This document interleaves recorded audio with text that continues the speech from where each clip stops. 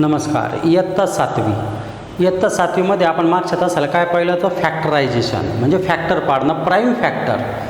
आपण मागच्या टॉपिकमध्ये पाहिलेलं आहे का फॅक्टर कसे पाडतात, मांडणी पद्धतीने पण पाडू शकतात म्हणजेच उभी मांडणी वर्टिकल मेथड, आणि आडव्या पद्धतीने सुद्धा आपण पाडू शकतो. आता तो टॉपिक झालेला आहे, तुम्ही त्याची प्रॅक्टिस परत करू शकतात. कारण आता या ठिकाणी सुद्धा पुन्हा एकदा आपल्याला HCF आणि LCM काढताना त्याच मेथडचा वापर करायचा आहे, म्हणून ते पुन्हा सांगण्याची आवश्यकता राहणार नाही. नसेल लक्षात आलं तर पुन्हा तो व्हिडिओ आपण पाहू शकतात. तर आता आपण पुढचा भाग काय पाहणार आहोत तो म्हणजे HCF आणि प्राईम फॅक्टर मेथडने आपल्याला HCF आणि LCM पण काढायचं आहे. फक्त HCF नाही तर पुढं LCM पण काढायचं आहे. पण आपण सध्या काय HCF म्हणजे हायेस्ट कॉमन फॅक्टर या त्याचा अर्थ आणि त्यानुसार आपण आता HCF काढू.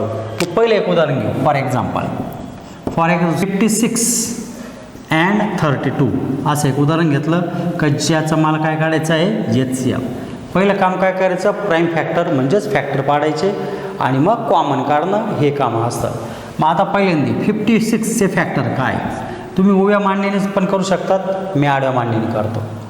जसं मी विचार केला 28 दुने 56 होतात, 28 दुने तर 28 तर प्राईम नाही आहे, परत 28चे पाडल 2 लिहिलं मी 28 दुने पैकी, परत 28 म्हणजे 14 दुने 28 म्हणजेच 2 गुणिले 14, पण 14 पण प्राईम नंबर नाही आहे. परत 14चे फॅक्टर पाडले बेसाती 14. मी या पद्धतीने लिहिले डायरेक्ट, पण तुम्हाला परत एकदा सांगतो जी मेथड आहे या पद्धतीने 56चे फॅक्टर पाडायचे असेल तर तुम्ही बे दुने 4, 1 उरला 16, बे 8 16, परत 28 आहे तर 2नी भाग जातो, बे 1 बे, बे 4 8, परत 14 आहे तर 2नी भाग जातो, बे 7 14 आणि 7 1 7. या पद्धतीने पण फॅक्टर पाडू शकतात आणि हे मी मागच्या तासाला शिकवलेलं आहे. प्राईम नंबरनीच भाग द्यायचा आणि एक एक अंकाला भाग देऊन नंतर मग इथं ज्या संख्या राहतील त्याच गुणाकार स्वरूपामध्ये इकडं लिहायच्या, आणि डायरेक्ट जमत असेल तर तुम्ही डायरेक्ट पण करू शकता. दुसरी कोणती संख्या आहे 32, तर मी विचार करतो त्यानुसार तुम्ही विचार करू शकता डायरेक्ट. जर तुमचे थोडेफार पाठ असेल, छोट्या संख्येने काही प्रॉब्लेम नाही, मोठ्या संख्या असतील तर मात्र हीच पद्धत वापरा, कारण डायरेक्ट तुम्हाला उत्तर येणार नाही. मग 32 आहे तर 16 दुने 32, पण 16 काही प्राईम नाही आहे तर बे 8 16, 8 प्राईम नाही आहे तर बे 4 8, पण 4 पण प्राईम नाही आहे तर बे दुने 4, बे दुने 4, 4 दुने 8, 8 दुने 16, 16 दुने 32 यानुसार. म्हणजेच किती वेळा आला 2, 5 वेळा आला. हे झाले फॅक्टर मांडणी पद्धतीने. तुम्हाला परत सांगतो, असं नाही जमलं तुम्ही ती पद्धत वापरा. पुढं काय करायचं, कॉमन फॅक्टर. आता कॉमन फॅक्टर काय म्हणजे दोघांमध्ये जर 3 संख्या असेल तर तिघांमध्ये कॉमन 2, अजून एकदा आहे 2, अजून एकदा आहे 2. जेवढ्या वेळा कॉमन असेल तेवढ्या वेळा लिहिलं, आणि जे कॉमन फॅक्टर आहे त्यांचा गुणाकार म्हणजेच HCF 2 × 2 × 2 म्हणजेच गुणाकार काय आला 8, म्हणजेच HCF आला 8. तर या पद्धतीने HCF काढतात. HCF काढताना काय करायचं आपल्याला, कॉमन लिहायचे, पहिल्यांदा फॅक्टर लिहायचे, फॅक्टर लिहिल्यानंतर कॉमन काढायचा आणि कॉमनचा गुणाकार जेवढे कॉमन असेल तेवढ्यांचा गुणाकार. आणि जी संख्या दोनदा आहे म्हणजे आता 2 इथं दोनदा आहे, इथं पण तिथं पण, म्हणून जी संख्या दोनदा आहे ती मात्र कॉमन काढायची. तर या पद्धतीने HCF.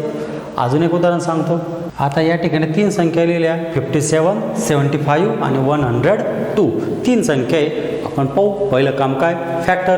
तर फॅक्टर 57 19 त्रिक 57 होतात आणि 19 हा प्राईम नंबर आहे म्हणजे याचे फॅक्टर इथपर्यंतचे. आता 75 जर विचार केला तर 25 त्रिक 75 होतात, पण 25 म्हणजेच 25 हा काय प्राईम नंबर नाही आहे, म्हणून 25चे फॅक्टर 5 × 5. आता राहिलं काय 102, तर आपण विचार केला तर 51 दुने किती होतात 102, पण 51 हा काय प्राईम नाही आहे, म्हणून 51चे परत फॅक्टर पाडावं लागतं, म्हणजे 17 त्रिक 51, 3 गुणिले 17. तर या पद्धतीने फॅक्टर पाडले. तुम्हाला नाही आवडलं वाटलं तर काय करा, तुम्ही मांडणी पद्धत वापरा. आणि पुढं काय, कॉमन काय, याच्यामध्ये तिघांमध्ये कॉमन पाहिजे. या ठिकाणी 3 कॉमन लिहिलं. अजून एखादा कॉमन आहे का, तर अजून एकही कॉमन नाही तिघांमध्ये, म्हणजेच HCF किती आला 3. समजा असं पण होऊ शकतं का तिघांमध्ये एकही संख्या कॉमन नाही आहे, तेव्हा मात्र HCF1 लिहायचा. जर तिघांमध्ये एकही संख्या कॉमन नसेल तर HCF त्या संख्यांचा किती राहतो 1. तर या पद्धतीने HCF. याची अजून एक मेथड आहे, ती पण आपण समजून घेऊ. आता जी दुसरी पद्धत आहे HCF काढायची त्याला डिव्हिजन मेथड म्हणतात. डिव्हिजन मेथड, HCF काढण्याची डिव्हिजन मेथड. आता या पद्धतीमध्ये फॅक्टर नाही पाडते. तुम्हाला या पद्धतीने दिले 76 and 133, म्हणजेच तुम्ही 76/133 असं लिहिलेलं आहे असं समजा. आणि या पद्धतीने तुम्हाला काय करायचे HCF काढायचं आहे. तर या ठिकाणी काय करतात पहा, ह्या दोघांमध्ये लहान संख्या कोणती आहे पहिल्यांदा याचा विचार करायचा. कोणती आहे बरं 76.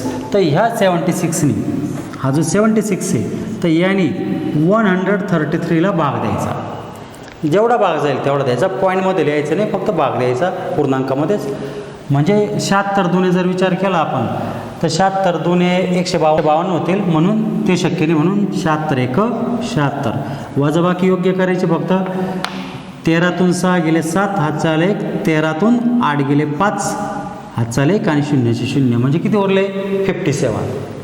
म्हणजे 76ने भाग दिला आपण. 76ने भाग दिल्यानंतर म्हणजे लहान संख्येने भाग दिला असा विचार करा.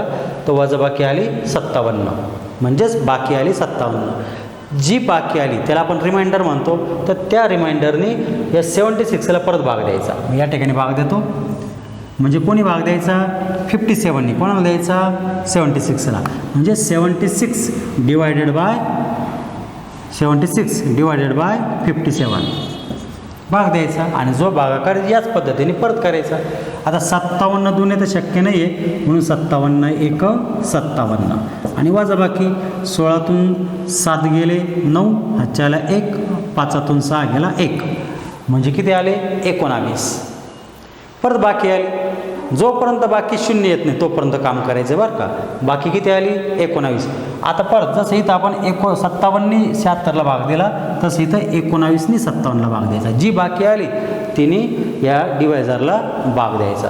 आणि परत आता या ठिकाणी मी लिहितो आता कितीने भाग द्यायचा 19नी कोणाला 57ला. म्हणजे 57 भागिले 19, 19 त्रिक 57, म्हणजे बाकी काय आली आता 0 बाकी आली.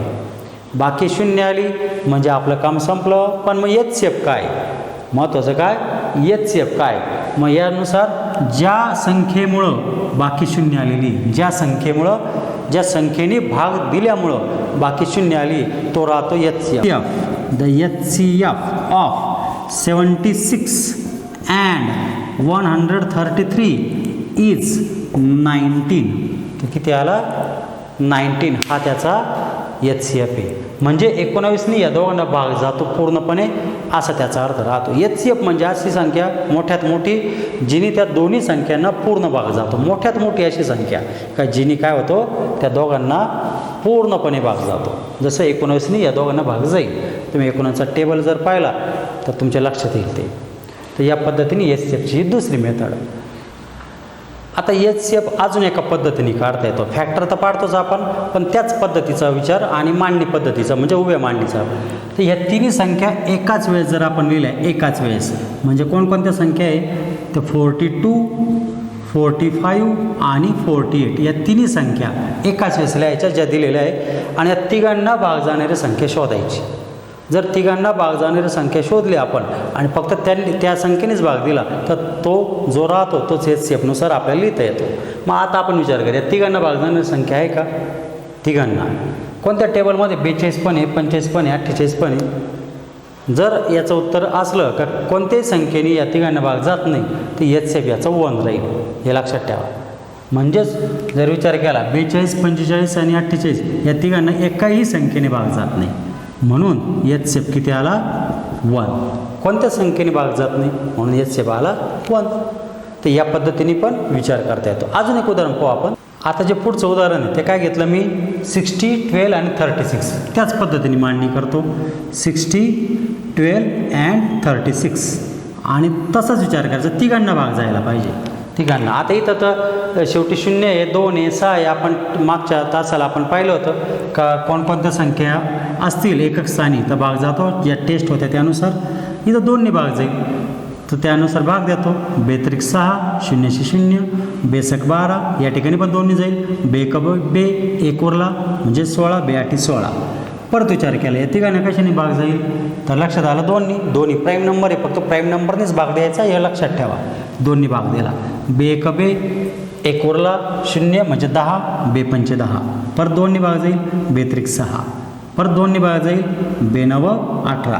परत विचार केला या तिघांना भाग जाईल का? जाईल. आता 3ने भाग जाईल तिन्ही, पण 3च्या टेबलमध्ये 3 पाचे 15, 3 एक 3 आणि 3 त्रिक 9. परत विचार केला या तिघांना भाग जाणारी संख्या आहे का? तर आता मात्र नाही आहे. 5 आणि 3 ते एका टेबलमध्ये नाहीचे, त्या प्राईमच आहे म्हणून त्यांना भाग जाऊ शकत नाही. आणि HCF मग कसा लिहायचा? HCF कसा येईल? यांचा मल्टिप्लाय, ज्यांनी तिघांना भाग गेला त्यांचा मल्टिप्लाय. 2 × 2 × 3 म्हणजेच किती आला HCF? तो आला 12 तर हा झाला HCF. झालं HCF. आणि HCFचं अजून एक वैशिष्ट्य पण सांगतो. समजा या तिन्ही संख्या तुम्ही विचार करा, 60 12 36 आहे बरोबर ना? 3 संख्या आहे किंवा 2 जरी संख्या असल्या, पण जर 2 पैकी किंवा 3 पैकी एखादी संख्या अशी असली की बाकीच्या दोन्ही संख्या त्याच्या टेबलमध्ये असेल, म्हणजे जसं इथं 12च्या टेबलमध्ये 36 पण आहे 60 पण आहे, तर समजायचं 12 हा त्याचा HCF आहे. 2 जरी संख्या असल्या तर पहिली संख्या जर दुसऱ्याच्या टेबलमध्ये असेल, ज्याच्या टेबलमध्ये ती संख्या राहते ना तो राहतो HCF. तर आता तुम्ही प्रॅक्टिस सेट 12 जी HCF आहे फक्त, तर ती सोडवा. पुढच्या तासाला आपण LCM पाहू.